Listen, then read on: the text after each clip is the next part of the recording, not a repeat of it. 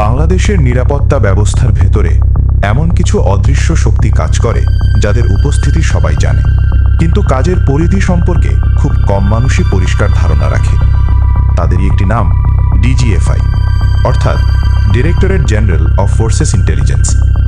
1971 পরবর্তী নতুন রাষ্ট্র গঠনের প্রেক্ষাপটে দেশের সামরিক নিরাপত্তা ও কৌশলগত তথ্য সংগ্রহের জন্য 1972 সালে এই সংস্থার যাত্রা শুরু হয়।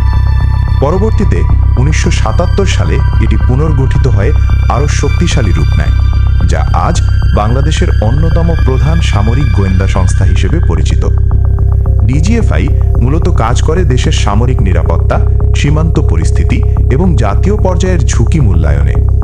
এই সংস্থার কাজ সাধারণ মানুষের চোখের আড়ালে থাকে, কারণ গোয়েন্দা সংস্থার প্রকৃত শক্তি লুকিয়ে থাকে তথ্য সংগ্রহের গভীরতায় এবং গোপন বিশ্লেষণে। ডিজিএফআই এর সদস্যরা সাধারণত সেনাবাহিনী থেকে নিয়োগপ্রাপ্ত হন।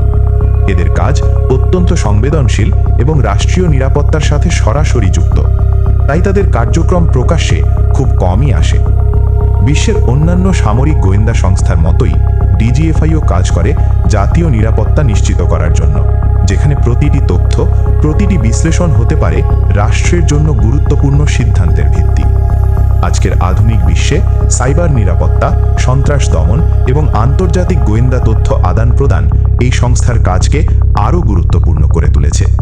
শেষ কথা একটাই, একটি রাষ্ট্র যতই শক্তিশালী হোক না কেন, তার পেছনে কাজ করে কিছু অদৃশ্য হাত, যারা নীরবে, নিঃশব্দে দেশের নিরাপত্তা নিশ্চিত করে চলে। আর ডিজিএফআই হলো সেই নীরব শক্তিগুলোর একটি।